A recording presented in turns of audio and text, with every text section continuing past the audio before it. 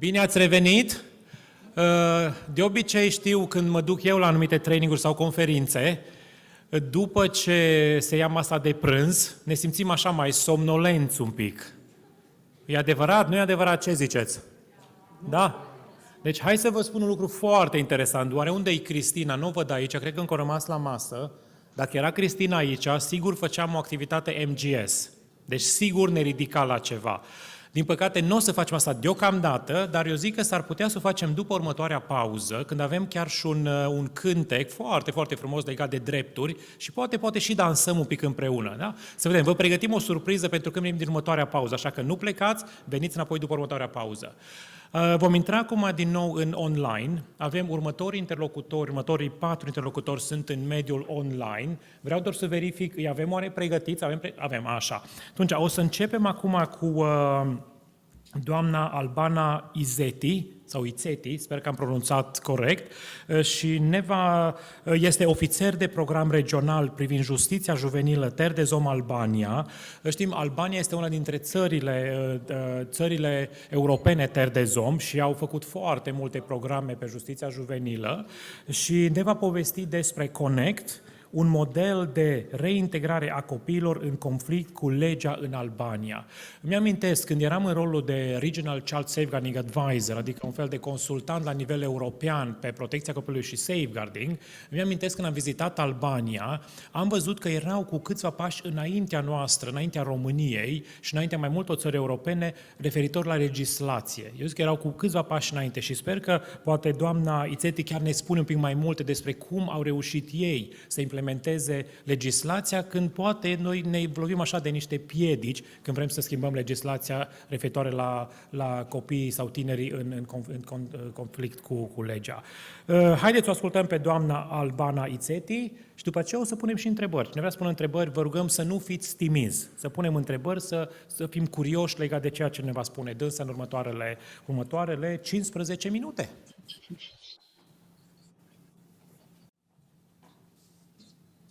Can you hear us?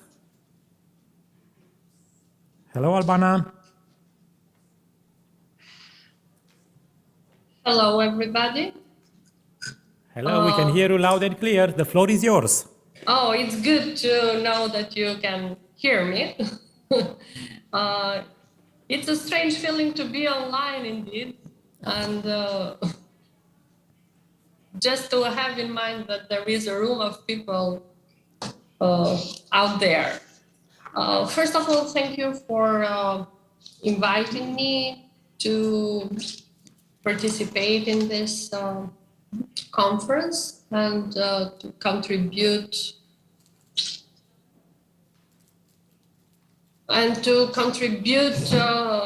as little as I can to the topic of discussion. I'm trying to share the screen. I hope it's okay now. We can see the screen, and also if you want to make it full screen, it's going to work absolutely fine.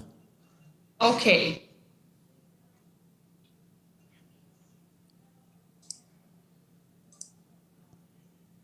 Is that fine? It's working. Okay, thank you.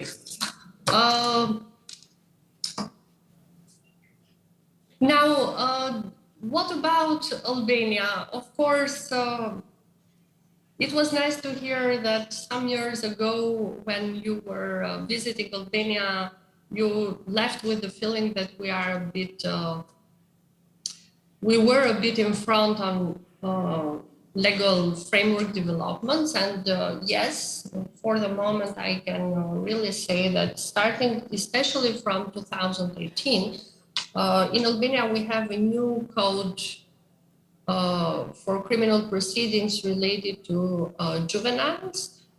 And this new legal framework for sure gives new opportunity for all the actors, despite the young people themselves, to experience the criminal proceedings, let's say, and to apply it. So it's a new opportunity for all stakeholders to apply new approaches, such as diversion, application of diversion measures, and application of mediation towards reintegration of children in conflict with the law.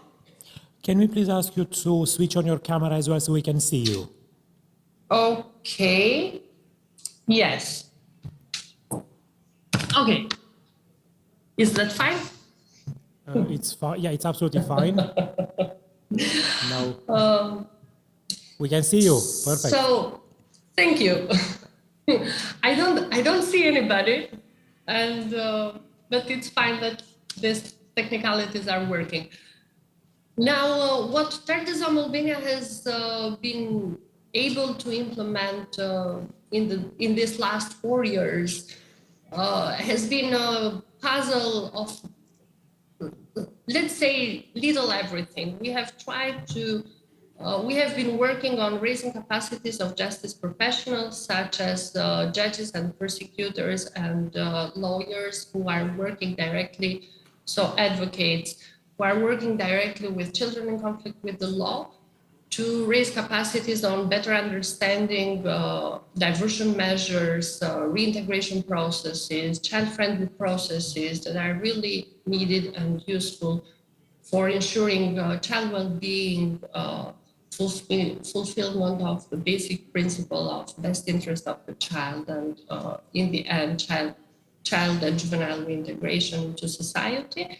We have been able to support some civil society actions through financial and technical support and programmatic support on designing these new practices in local level, and creating some possibilities for upscaling these small-scale initiatives in national level.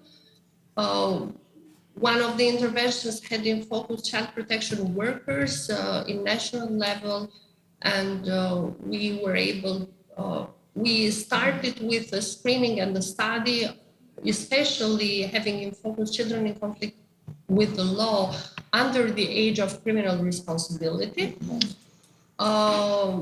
looking at mainly services available for supporting their reintegration and non-recidivism, and factors that can push forward children to be engaged on criminal proceedings and behaviors.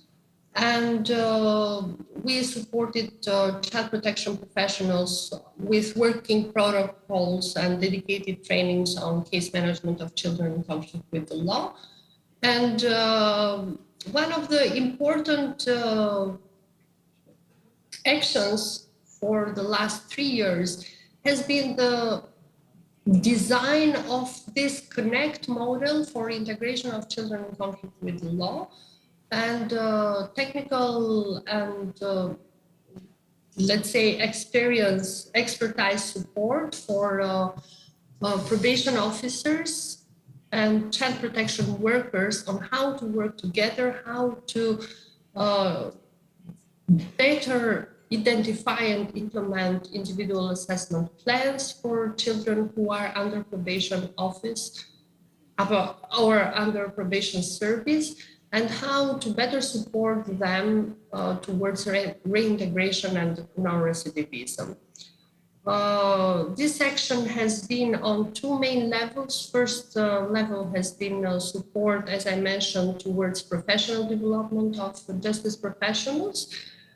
This Connect model has been designed by Terre Albania with the valuable expertise, especially of Tim Chapman, who is the representative of European Forum for Restorative Justice, in collaboration with a team of experts, national team of experts, and dedicated training followed after the design of this model. We are advocating in national level to be able to endorse this model to Ministry of Justice and have this unified practice in national level. And a part of This, we have been directly co-managing the cases and providing dedicated support to juveniles who were referred to Terre des Hommes by probation office. We have supported their reintegration plan with employment opportunities, vocational education, activities, family support, economic empowerment, and different needs, fulfillment of different needs according to specific and individual profiles. I don't want to take too much time indeed, but I just want to go through quickly to the presentation of this Connect model for integration of children in conflict with the law. What it is, just one second. What it is indeed, the model in itself. So the reintegration often it is referred to the re-entry and resettlement of people who have completed a period of custodial detention. But this model tries to address the needs of reintegration of children in conflict with the law who are living into the community, so to avoid their detention. What is happening when a child is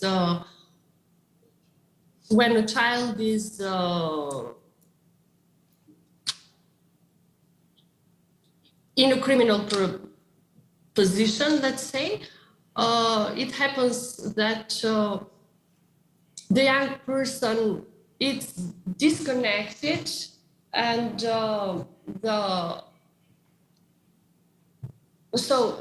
there are several factors in young person life that have contributed to offending and can be seen in relation to weaken their relationship and to exclude them from the society. Crime is a violation of people and of interpersonal relationships. Violations create obligation, of course, and we should make young people aware that obligations should be put on the right and the wrongs.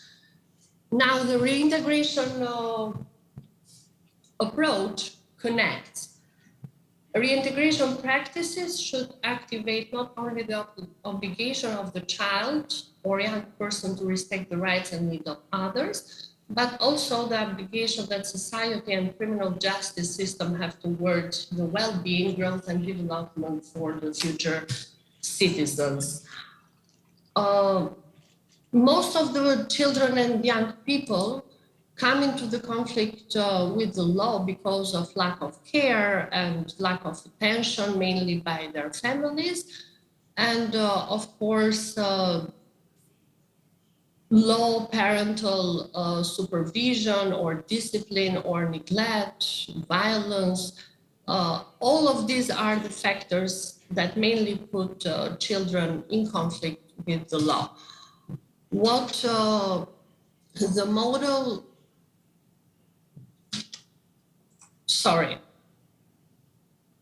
what the model of reintegration proposed is to work toward more resourceful children, meaning that it tries to reestablish relationships based on high expectations, which require learning of skills needed to take advantage of opportunities that are offered, as well as to understand what is going on and take personal responsibility for what a person should need to make a commitment and to do a real effort to stick with the commitment. The structure of the model is based on 4 main pillars. The first pillar is to understand how children come into a conflict. So how children come in conflict with the law, what are the causes and preconditions, to propose a responding model of reintegration, to design and to ensure commitment of all stakeholders to a structured framework of practices, programs, and services, which would activate reintegration, and in the end, of course, to evaluate the efforts done so far.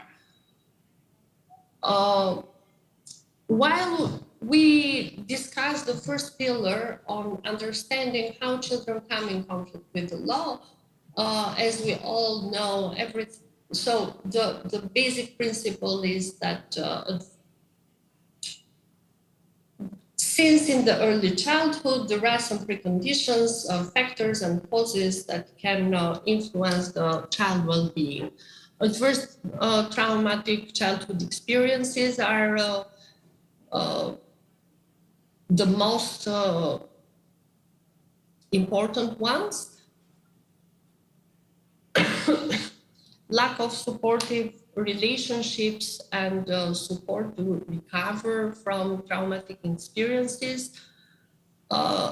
In later stages of adolescence, adoption of antisocial and criminal coping strategy of young people, negative reaction and exclusion. So negative reaction of family members, friends, exclusion from schools and from society.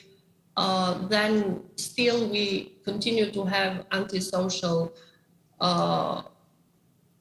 behaviors with peers that end up to escalation to offending, involvement with criminal justice system, and further marginalization of juveniles if no further steps and suitable support it is provided.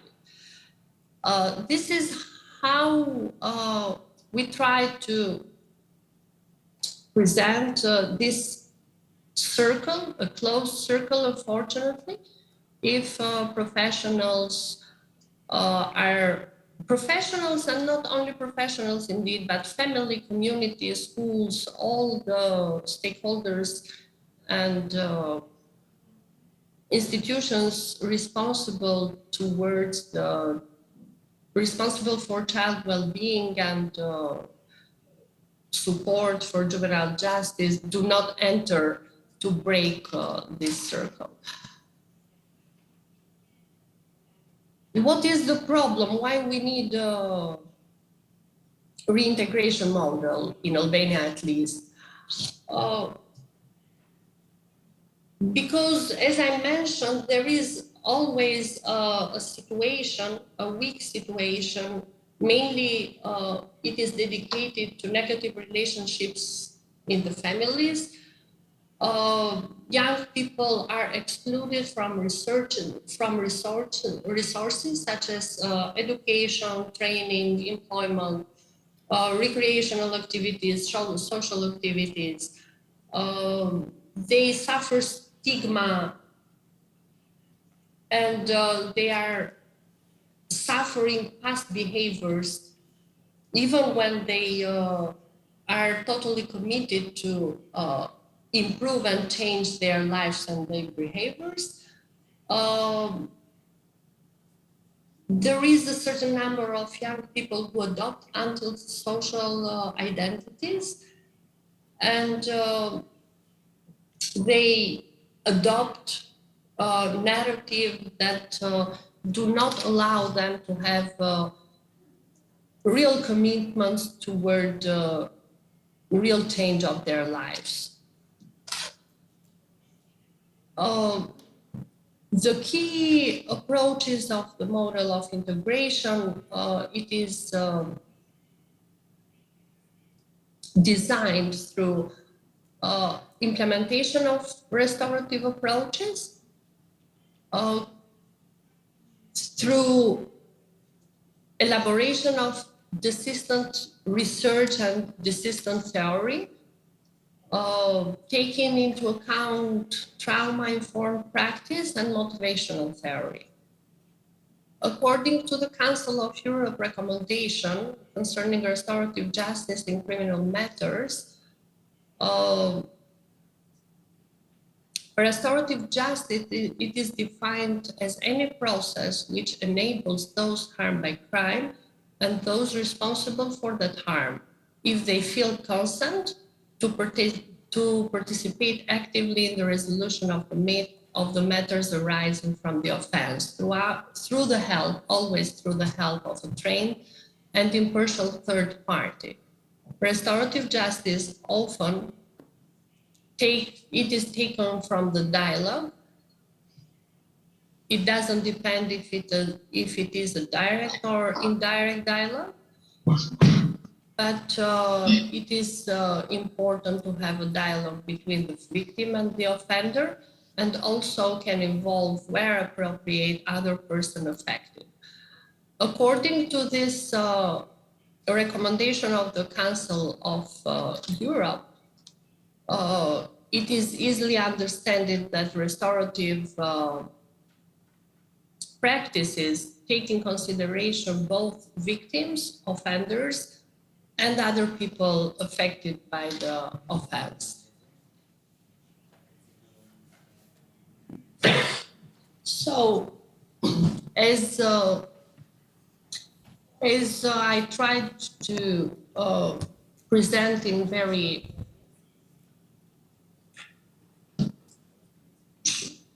short the restorative process throughout this diagram, in the basic, so the persons who have been harmed and those close to the family group and those who are close to them, all are invited to restorative approaches and all to restorative practices, and all should be part of restorative practices. The tools and practices could be different.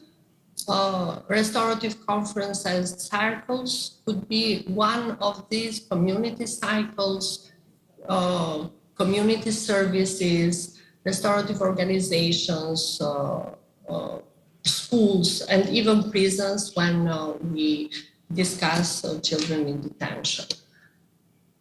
Albana, could we get to towards the end, please? 2 more minutes? Okay, yeah, indeed, the presentation is really long. I know that we are under time constraint. Probably I will not go till in the end with my presentation. The model, it is indeed published in Child Hub. It is in English, and I would invite everyone who is interested to read further to please access it. But the whole idea for concluding is that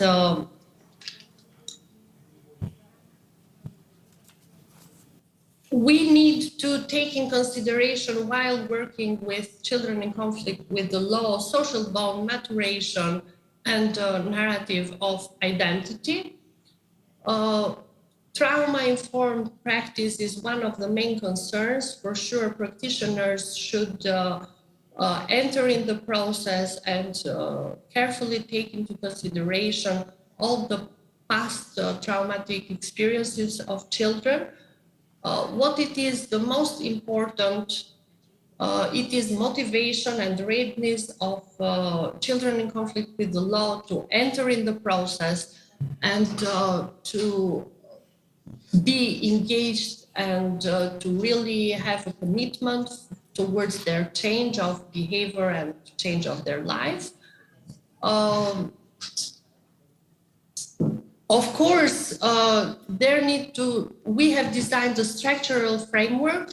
One of structural framework corresponds to the assessment of the situation, design of individual plan of intervention, implementation, identification of key stakeholders that need to support, regular reviews, and of course, one of the things that we miss in Albania is celebration of achievement, that it's a very important moment of the process and the institutional framework, but it's not in the tradition and in the mentality of Albanian institutions and communities to celebrate the achievement of young people. In terms of practice framework, the whole model, it is designed on practice-based, on day-to-day work with case-by-case and individual cases. It is based on inclusion. So, as I mentioned, trying to include all the stakeholders and all the parties in a discussion. It is based on participation, child participation and child commitment. It's the crucial part of the whole process, ensuring reintegration and their well-being, and then transformation and evaluation. As last, there are 4 outcomes that this model aims to achieve: the support of a great number of responsible adults, sustained access to resources required for a better life, a sustainable, healthier lifestyle for young people, an identity and narrative that is pro-social, responsible, and future-oriented.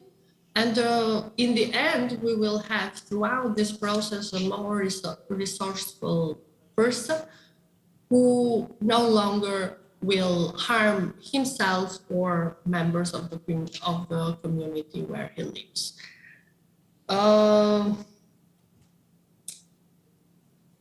I am really sorry that because of the time constraints, I'm not able to go on further details, but I'm sure you can tell us more, Albana. Yeah.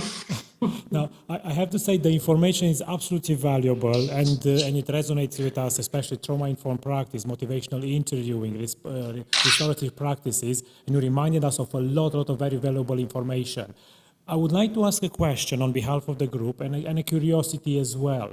You started by saying that by putting this in place, you have helped professionals, multi-agency professionals to work together. But we know it's not that easy. So can you tell us a little bit about the tips? So how did you engage them in discussions to get them to work together for the best interest of the children? How did you do that?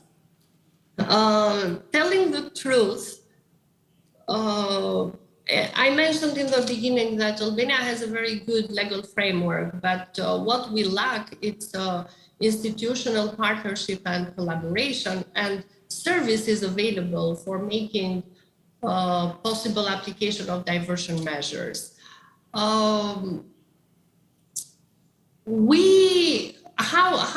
in Albania it is managed the case of children in conflict with the law, we have those that we call the intersectorial working groups, where it's a group of different stakeholders like child protection workers, judges, prosecutors, police officers, healthcare providers, representatives of educational directories like schools. Or in this intersectorial working group, it is invited every person that from the first individual assessment, it is evaluated that might have a contribution. Civil society organizations, Terre itself is part of this group time after time when it is required. It's not easy. It's not something that we perform 100% perfectly, for sure. It is different from Tirana, let's say, that is capital of Albania, and small cities, rural areas, when sometimes, and most of the times, the system lacks human and financial resources to really perform timely and qualitatively perform. What we have done it is to support the institutions, especially child protection workers, with specific guidelines and probation officers with specific guidelines and capacity building trainings. It is difficult for child protection workers to read long legislation framework and to be in a lawyer, under a lawyer jacket, and to really go through, read and understand the law. So explanation of legal framework, explanation, so training, indeed training on legal framework provisions, training and explanation on role and responsibilities, time when explaining when a child protection worker should enter in the justice picture, because the whole problem is to bring together justice and protection system. So clarification of roles and responsibilities has been one of the main interventions that we have done. Have we achieved everything? Not yet. The system still has need for support, not only by Terre, but from other stakeholders and institutional support. It sounds like it's a long journey, Albana, isn't it? Yeah. Now, I know you face the same problems in Romania and other colleagues throughout the world. I would like to say a big thank you for your presentation. Thank you very much for all the wonderful ideas that you presented. And also best of luck with all the hard work that you do. Thank you. Thank you for inviting me. Sorry for running in my speech and for not being able to present everything in details. It's been a pleasure to have you. Thank you, Albana. Okay. Cred că este foarte important să ne uităm la aceste aspecte. Am văzut-o pe Mariana, vorbim de aspectul la nivel european, acum am văzut din Italia, Bruno, am văzut-o pe Albana din Albania și foarte important să vedem că, într-adevăr, și noi suntem în aceeași direcție, facem pași, poate mai mărunți, poate mai mari, facem pași înspre aceeași direcție. Ce aș dori să facem acum, în următoarele minute, ne vom rămâne în mediul online și aș dori să o invit pe doamna sau domnișoara Daniela Gabi Cazacu, este mentor voluntar Terre des Hommes și ne va vorbi despre experiența dânsei ca și voluntar mentor în cadrul acestui proiect. Te rugăm, Daniela. Bună ziua! Bună! Bine v-am găsit! Auziți, da? Te auzim, să știi că lumea îți face cum te cunoaște lumea, să știi. Da, bineînțeles. Bună ziua, bine v-am găsit.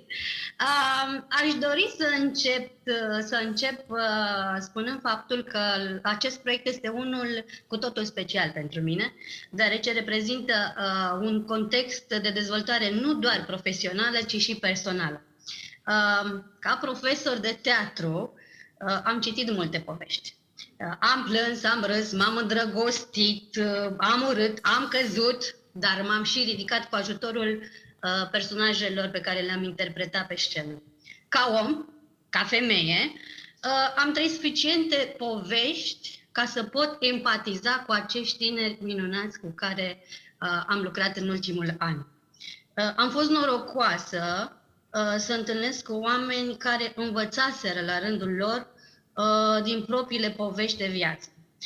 Aceștia mi-au devenit mentori, iar eu am înțeles că un eșec în dragoste sau lipsa prosperității sau un zbor frânt la un moment dat sunt doar niște oportunități din care poți învăța. Am învățat totodată că nu ai de unde să te ridici dacă nu cazi mai întâi. Și cu cât cazi mai mult, cu atât te ridici mai drept, nu? Este ceea ce m-a făcut să devin mentor voluntar în acest proiect. Într-o zi, un om în care cred foarte mult mi-a prezentat proiectul și mi-a spus că va fi cel mai bine plătit proiect la care am luat parte. Într-adevăr, așa a fost.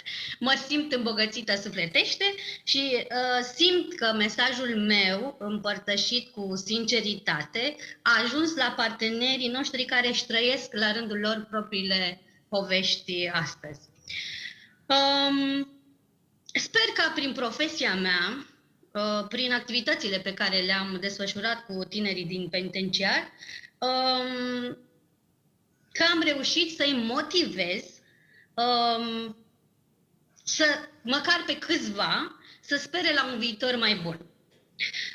Mi-aș dori mult ca fiecare dintre ei să fi înțeles că nimeni și nimic nu te poate opri atunci când îți dorești cu adevărat ceva. Și că există și oameni care te pot ajuta, care necondiționat, în care poți să ai încredere. Recunosc că sunt puțin tristă că se termină proiectul, deoarece am întâlnit persoane în centru de detenție cu care am creat o legătură. Oameni cu care am pasiuni comune, am legat prietenii, avem visuri comune. Cred foarte mult în a doua șansă și sper din tot sufletul că acești tineri au văzut în mine un om de încredere, un om care să inspire și care să le ofere siguranță la nivel moral și spiritual.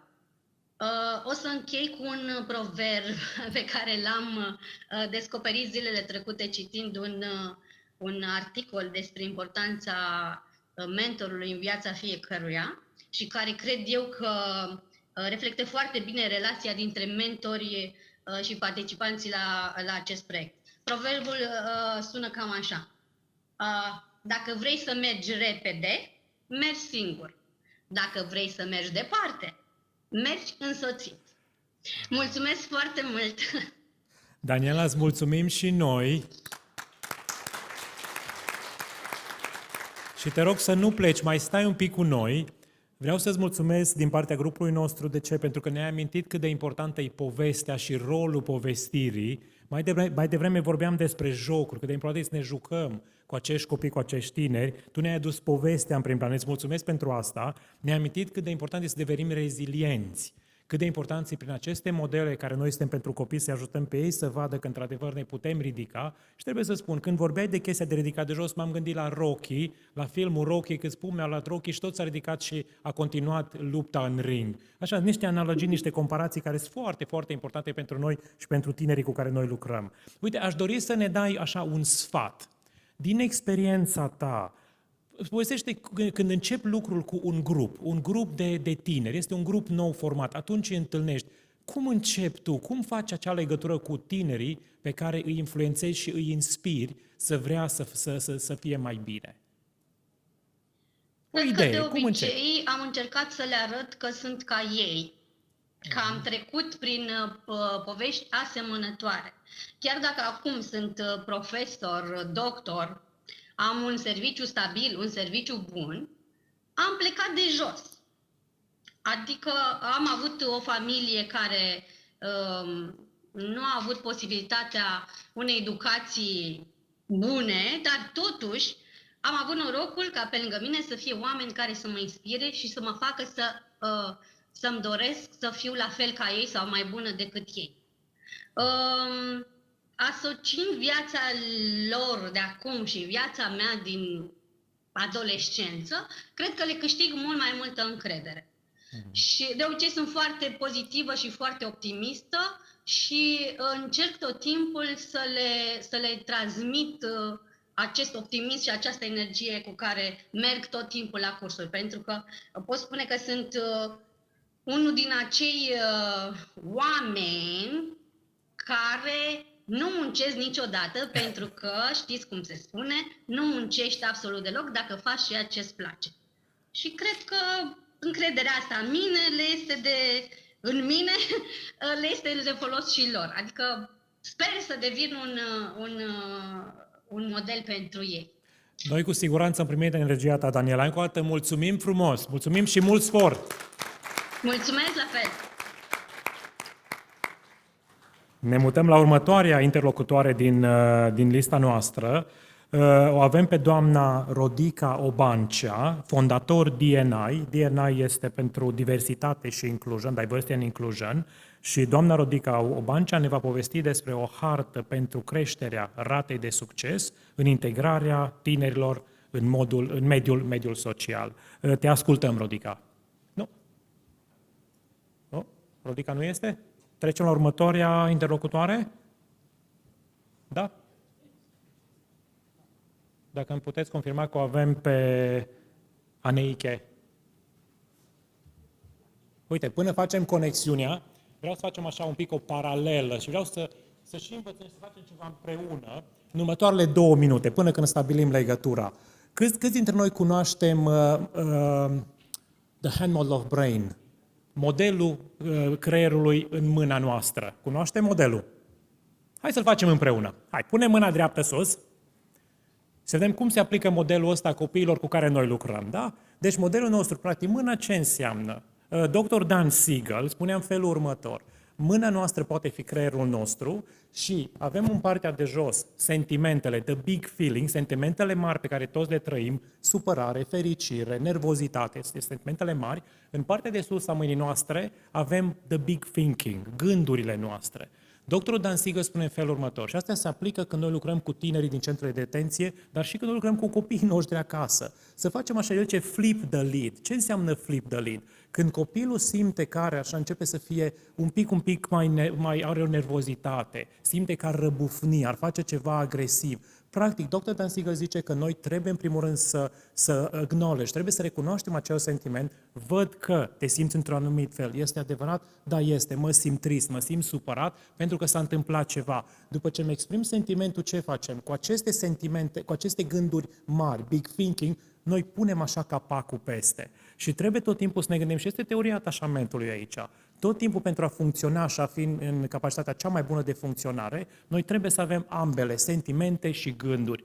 Câteodată, noi ca și profesioniști lucrând cu tinerii din centrele de detenție, avem tendința să fim doar în big thinking, doar în gânduri. Și știm, ca profesioniști, ca adulți, noi le dăm soluția cea mai bună, putem să dăm soluția, dar asta nu-i de ajuns. Hai să începem cu sentimentele prima dată și după aceea, într-adevăr, să venim cu rațiunea, să explicăm de ce mă simt într-un anumit fel, ce mi s-a întâmplat acolo. Dr. Dan Siegel zice și în felul următor, zice că îi putem învăța pe copii să le învățăm exact modul ăsta al mâinii a creierului, sentimente și gândire sau gânduri și le putem zice în felul următor. Paul, dacă ești un copil care începe să simți că devii un pic agresiv, când simți că se ridică așa mâna, se ia capacul de pe sentimentele tale, nu lăsa să meargă până sus, însemnând că explodezi, începi să înjuri, fugi, te bați, nu lăsa să meargă până sus. Când simți că e aici, vino și povestește cu mine mentorul tău și eu te voi ajuta să pui capacul înapoi. Da? Gândiți-vă, este un model foarte, foarte simplu. Dr. Dan Siegel, care a lucrat foarte mulți ani cu copii, spune felul următor. Dacă învățăm pe copii să facă asta, putem, în contextul nostru, chiar preveni acea rată de reoffend, da? Acea rată în care ei vor recidiva. Da? Putem preveni rata. De ce? Pentru că le arătăm că suntem lângă tine, vreau să te ajut, atâta timp cât tu îmi spui, sunt și fac ceva să ne fie mai bine. Da? Încercați modelul și, când ne vom vedea peste ani de acum, hai să vedem, funcționează sau nu. Deci, o avem pe Rodica Obancea, este fondator DNI, Diversity and Inclusion, și ne va povesti despre o hartă pentru creșterea ratei de succes în reintegrarea tinerilor în mediul social. Ne bucurăm să te avem cu noi, Rodica, te rog, the floor is yours. Bună ziua! Sper că mă auziți. Te auzim foarte, foarte bine și te vedem. Bine, vă mulțumesc frumos. Mă bucur mult să fiu aici alături de voi în conferință, pentru că vreau să vă împărtășesc un lucru foarte simplu înainte de a vă spune cine sunt. Anul trecut am făcut un proiect cu Terre de Zom și am observat că e un vid de comunicare în zona asta a tinerilor aflați în detenție și a relației lor cu piața muncii. Așadar, felicitări pentru acest eveniment. Eu sunt Rodica Obancea, sunt una dintre fondatoarele comunității Lumea Diversității și Incluziunii sau Lumea DNI, cum spunem noi pe scurt. Lumea DNI este un hub de parteneriate care include angajatori, include profesioniști în dezvoltare organizațională, dar și învățare, include ONG-uri ce au ca focus facilitarea diversității și incluziunii în piața muncii din România. Anul trecut, în 2021, am avut oportunitatea, aș zice, pentru care sunt foarte recunoscătoare, să avem o colaborare cu Terre într-un proiect numit PRECISION, unde noi am avut un rol foarte concret. O să vă explic ce am făcut împreună. Pentru 50 de tineri aflați în 3 centre de detenție, noi am alcătuit o hartă a angajatorilor inclusivi, angajatori care sunt deschiși să-i primească pe acești tineri și să-i integreze, să le ofere o șansă și să-i angajeze. Totodată, pentru acești tineri, colegii noștri, profesioniști în resurse umane, au făcut evaluări pe bază de interviuri structurate și au creat planuri de școlarizare și planuri de creștere a nivelului de angajabilitate. Vreau să vă spun că pentru noi a fost un proiect inedit, în sensul în care suntem prezenți în piața muncii, dar niciodată n-am mai avut șansa realmente să putem să facem un lucru atât de valoros, am zice noi, pentru acești tineri. La momentul la care am început colaborarea cu Terre a fost o provocare să găsim 20 de angajatori. Ne-am dus către 100 cred că către 100 de angajatori ne-am dus și i-am întrebat pe toți dacă ar vrea să colaboreze, dacă ar vrea să integreze tineri, și au fost și angajatori care au spus nu ne dorim să lucrăm cu acest public țintă, dar au fost și angajatori care au fost deschiși, sensibili și care au spus că da, ei sunt deschiși să acorde o a doua șansă, că am auzit aici și mai devreme. Sunt în piață în momentul de față angajatori deschiși să acorde o a doua șansă și să-i primească în organizație pe acești tineri, iar pe 20 dintre noi dintre acești angajatori i-am găsit și noi. Pe scurt, cam atât vă pot spune eu despre proiectul nostru. Am spus că când vorbeam cu partenerii noștri de la Terre care să fie tema pe care să vă povestesc eu, vorbeam despre o hartă a creșterii, hai să spunem, ratei de succes a acestor tineri, și pe această hartă o contribuție concretă pe care noi o vedem o vedem valoroasă și pe care am putut să o aducem în proiect, este de a oferi șansa aceasta la un loc de muncă.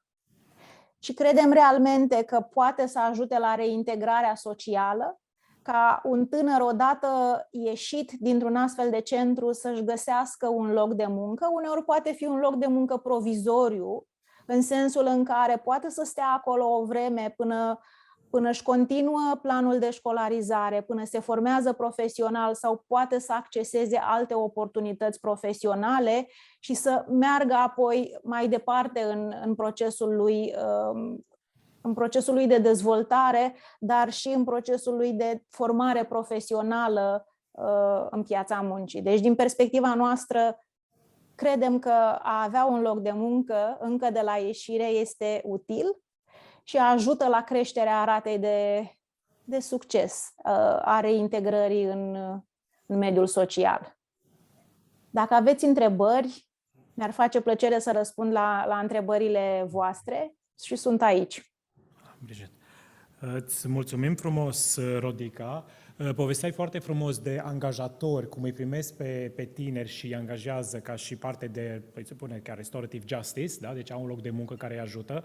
Aș dori să ne spui mai mult, dacă poți, în câteva cuvinte, cât de bine îi putem noi susține pe acești angajatori să ofere suportul ca acești tineri să rămână în locurile de muncă? Sau cine le oferă suportul tinerilor? Oferiți voi sau oferă angajatorii?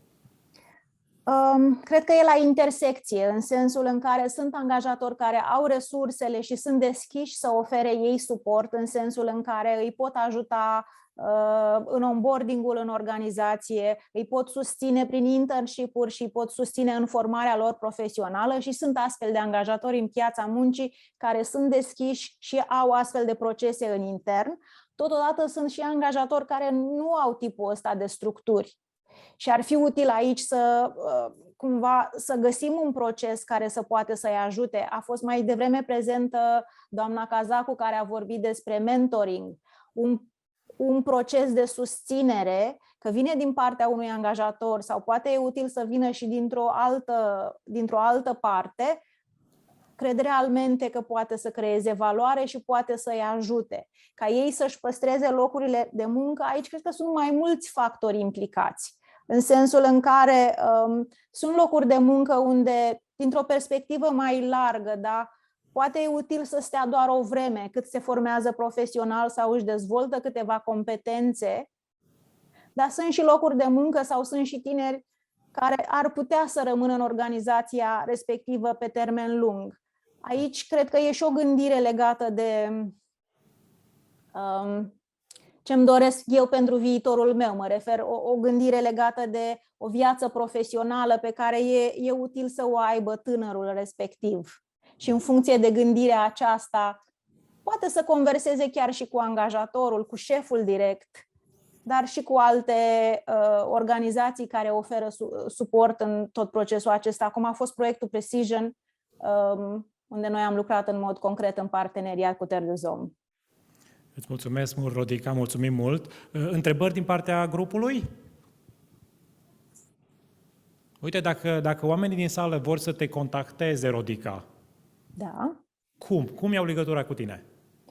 Este foarte simplu, lumea DNI, diversitate, incluziune.com, ne găsiți pe internet, avem un site, avem o conferință pe care o organizăm pentru multiplicarea practicilor de diversitate și incluziune în piața muncii. De asemenea, avem și o hartă a angajatorilor inclusivi, angajatori care sunt deschiși să dea o șansă oricui. Oricui poate să muncească, desigur. diversitateincluziune.com. Ne găsiți. Mulțumim foarte, foarte mult și mult spor în tot ceea ce faci. Mulțumim! Vă mulțumesc și eu! Înainte să ne mutăm la următorul interlocutor, am o întrebare. Facem și greșeli oare când lucrăm cu alții? Eu zic că facem. Tocmai am făcut o mare, mare greșeală. Am sărit pe unul dintre interlocutorii noștri care aștepta online, așa că vreau să-mi cer scuze în primul rând pentru că am sărit pe Marie-Pierre. O avem pe Brigitte Teveniot, o avem online. Brigitte ne va povesti de experiența personală în mentoratul individual și, desigur, dacă vreți să puneți întrebări, vă rugăm să puneți întrebări. Brigitte, will you talk to us in English or French?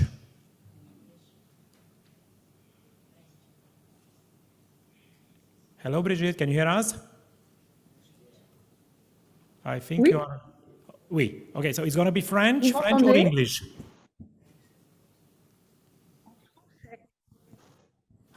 En français. En français, okay. The floor is yours. We are ready to listen, and apologies to Marie-Pierre because we skipped him by mistake. Okay, so send our apologies to Marie-Pierre, please. Thank you very much.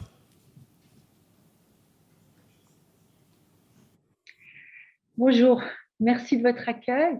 Alors, Lire pour en sortir intervient depuis septembre 2021 dans un établissement pour mineurs détenus, à mes yeux, dans le Rhône, à proximité de Lyon. Nous sommes 7 bénévoles et rencontrons autant que possible, une fois par semaine, de jeunes proposés par l'administration pénitentiaire. Nous restons 1 heure avec chacun des jeunes. J'interviens lundi. Nous avons un rôle bien différent que celui des surveillants et des éducateurs. Comment le définir? Déjà, nous ne sommes pas de la maison. Nous intervenons bénévolement et les jeunes, a priori, sont volontaires. A priori, nous ne connaissons pas le parcours des jeunes, ni ce qui les a conduits en détention. Ils sont donc en face de nous de jeunes adultes à part entière. Ils ne sont pas définis par ce qui les a conduits en détention. Le livre choisi avec eux, lu à haute voix, permet d'une certaine façon de sortir de l'établissement. L'espace que nous partageons avec eux est comme en dehors de la prison. Nous sommes par ailleurs bien accueillis par l'administration pénitentiaire. Les relations sont plutôt détendues. parfois chaleureuses. Au fil du temps, les jeunes parlent d'eux, de leur famille, de leurs projets. Pour autant, ils ne sont pas toujours au rendez-vous et la gestion des emplois du temps peut parfois s'avérer chaotique.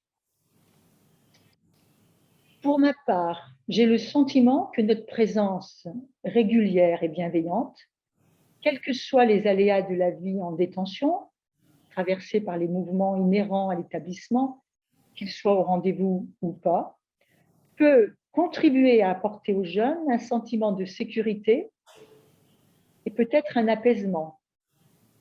Enfin, j'aime le croire. Quel que soit ce qui les a conduits en détention, ils ne sont pas assignés à ce qu'ils ont fait et ils ont toute la vie devant eux. La lecture est un voyage hors les barreaux et le partage est un moyen de ne pas voyager seul. Parole de détenu. Je reste à votre disposition pour toute question. Merci.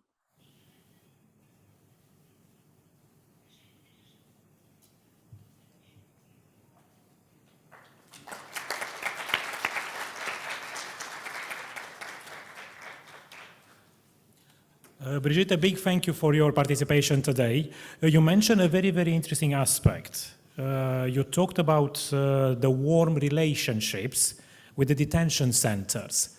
And I just have a curiosity to ask there, how did you manage to build those relationships? Because we know that they do not come for granted. So can you tell us a little bit more about how did you get there? How did you manage to build those relationships that you described as warm relationships?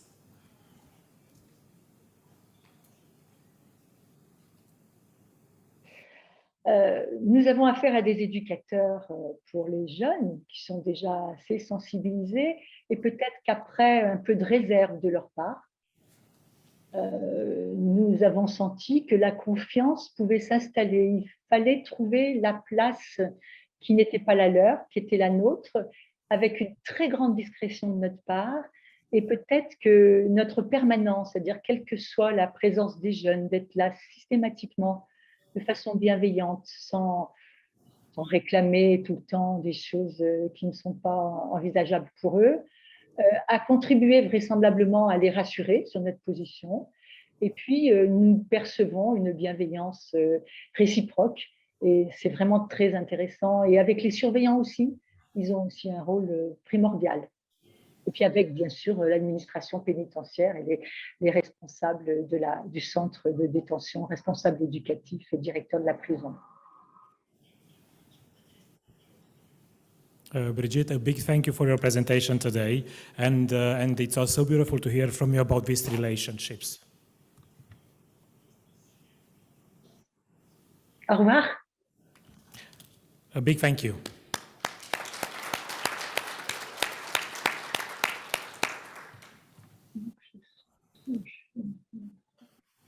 Asta se întâmplă când încercăm să multitask. Facem câte 10 lucruri deodată și unele nu le ies chiar așa cum vrem noi. Da, încet le dăm de capăt. Vom rămâne în mediul online. O avem cu noi pe doamna Annemieke Woldhaus. I hope that I pronounced that correctly. It's very nice to meet you. Welcome to our conference. Doamna Annemieke ne va povesti despre experiența cu justiția restaurativă și diferența la scară mică în Olanda și, din nou, vom putea pune întrebări dacă doriți să puneți întrebări către finalul prezentării.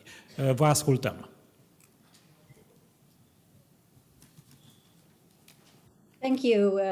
Yeah, I'm happy to share at this important session on reintegration of young people who have been detained, something about restorative justice. I am a researcher, a lecturer, a trainer, and mediator in the Netherlands. I'm also a substitute youth judge. We have this possibility in the Netherlands that you can be a judge in addition to other positions. So I have court sessions once a month, I mean, and next week I do them again. And also there I try to convince my colleagues to use restorative justice more. I've been working a lot in the field of restorative justice. I recently worked on this book. It's called Restorative Justice from a Children's Rights Perspective. I wrote that together with colleagues in the field. People also related to the European Forum for Restorative Justice, which shows the area is a movement. And also for young people in detention, we can use restorative justice more. Actually, we are obliged to use it more because it's also laid down in children's rights and human rights documents and conventions and directives. So if we look at the UN Convention on the Rights of the Child, it's from 1989, and it does not use the word restorative justice yet, but it focuses on reintegration of young people. They should be able to learn from their mistakes, and detention should be used as a measure of last resort, as you all know. And at the same time, the Committee on the Rights of the Child has also followed the developments within the different societies about the restorative justice, and they see it now as a priority in the reaction or dealing with harm after conflicts or offenses committed by young people as well.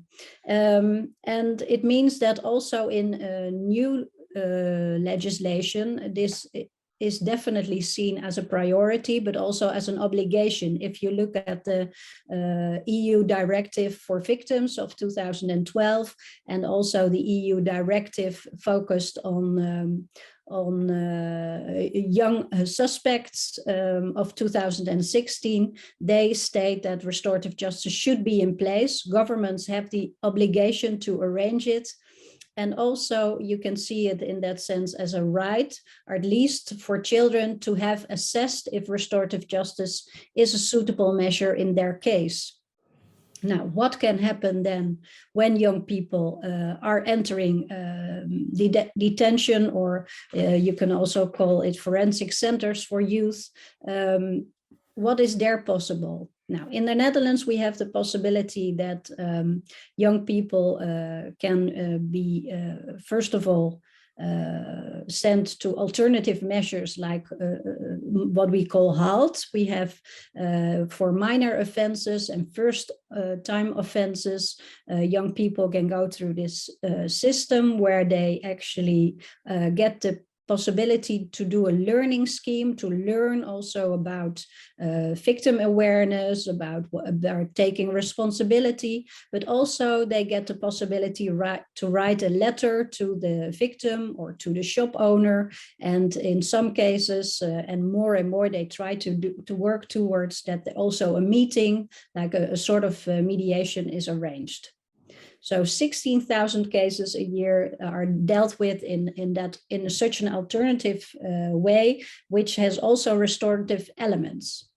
When we have the more severe cases in the Netherlands in court, then you come to the public prosecutor, and then both the public prosecutor and the youth judge, they can refer cases to mediation. That's a possibility we have since 2017 countrywide. So about 200 youth cases in this sense are also referred to mediation. And then it's really a victim offender mediation happening at the court level. And the outcome is used when the judge or the public prosecutor makes the verdict, depending on what level they enter.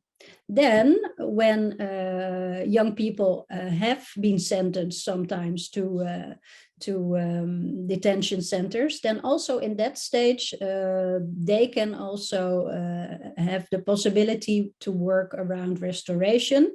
Within the centers, they get trainings. One of the trainings is called U-turn, and in that specific course and training, they work around victim awareness, about possibilities to take steps towards a victim. That can be sending a letter, but it can also be that there are actually getting the opportunity to meet. So also within prison settings, we have the possibility for mediation, but that is then carried out by another organization. And if the victim is also available, then together with a support person, they can meet. And this is more about emotional recovery. So here are some of the things that we are doing in youth prison settings. We work as I'm also part of an organization called Restorative Justice Netherlands, and we also give trainings in prisons and in youth facilities, and there we work around the 4 layers of restoration.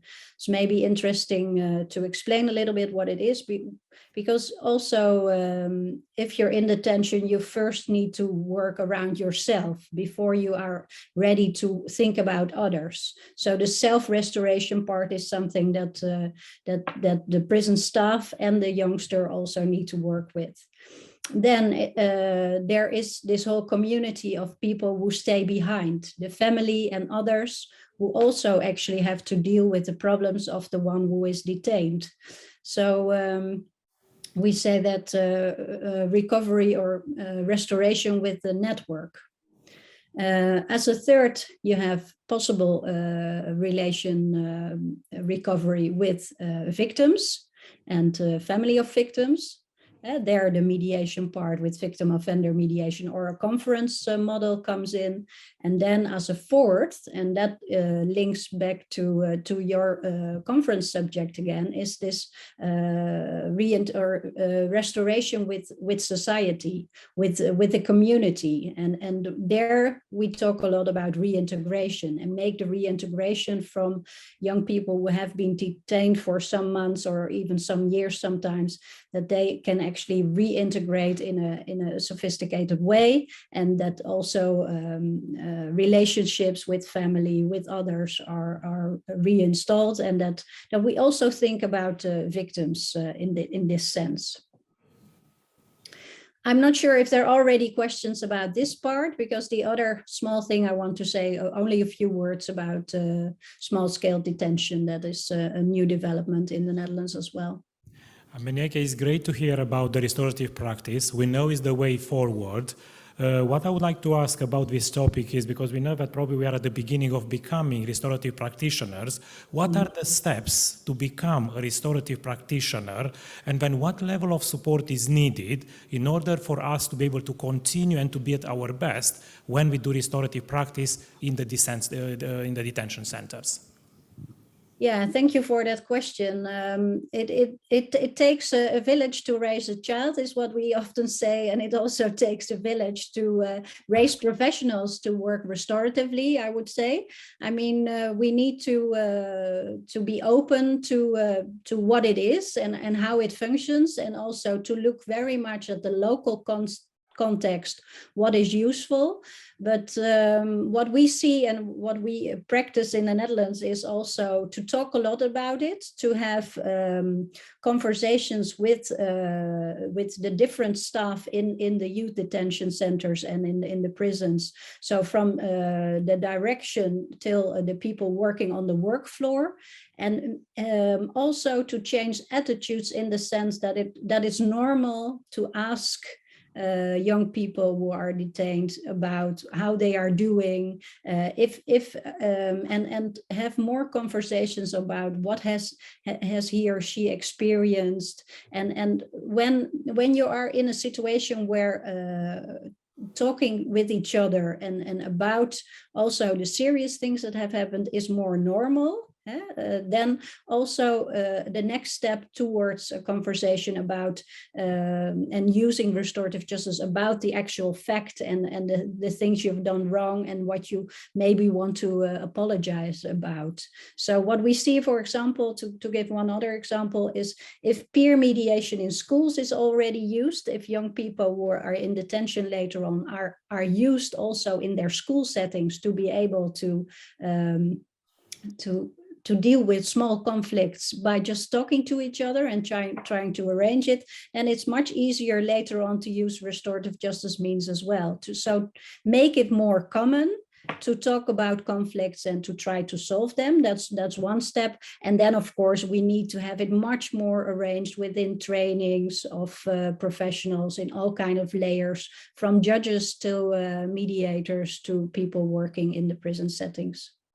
Okay, thank you. So it's working together and working with, not working to the children, isn't it? We work with them, and their voice is very important.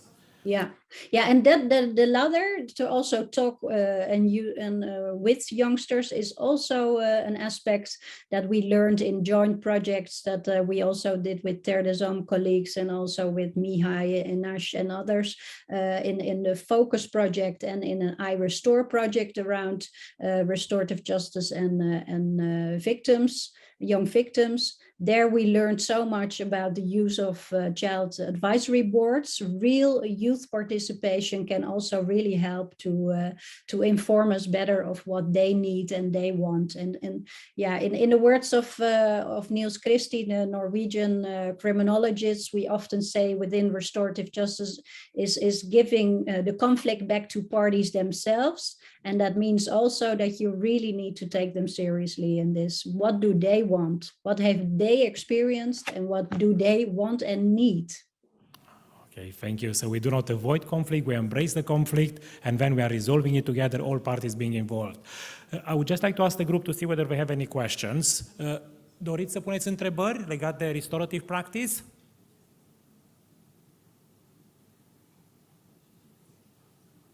I cannot see any questions at this moment in time.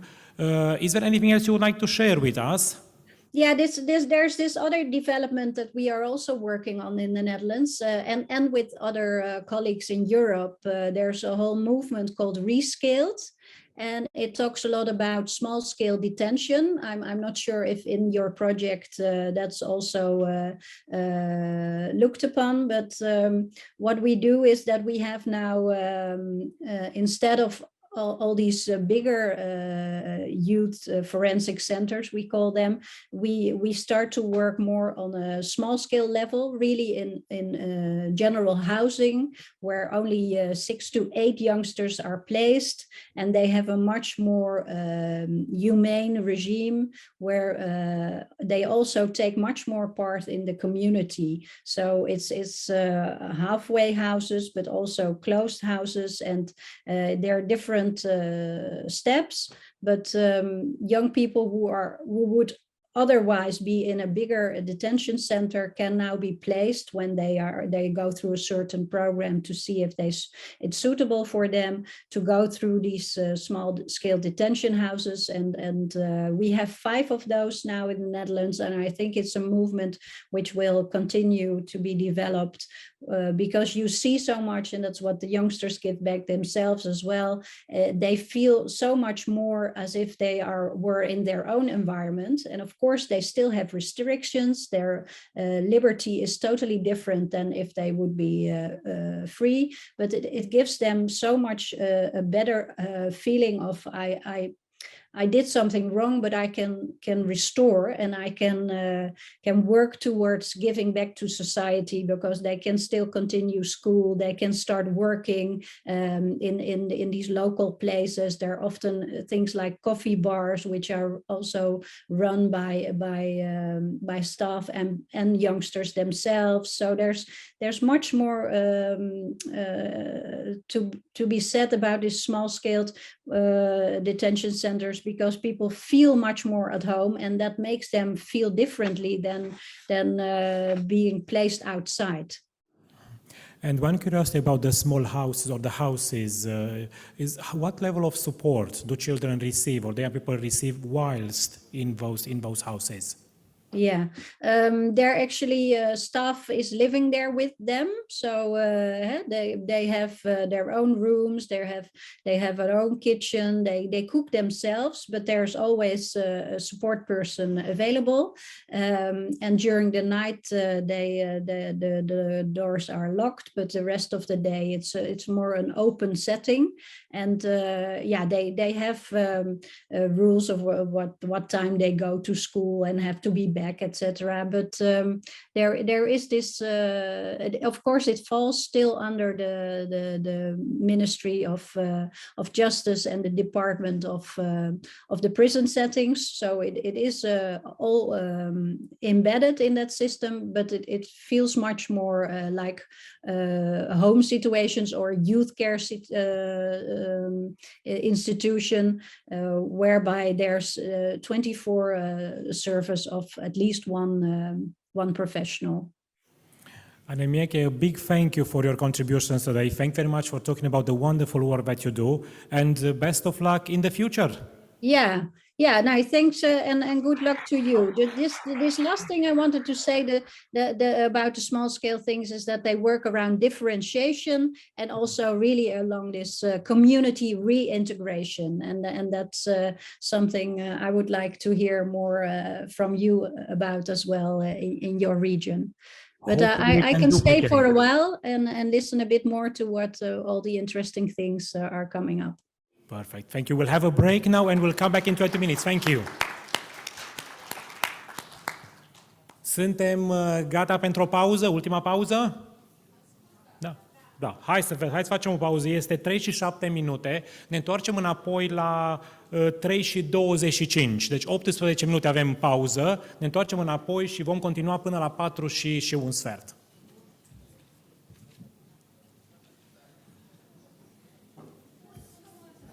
I'm just about to lose my mind, honey, honey, honey. Oh, I heard through the grapevine. I'm just about to lose my mind, honey, honey.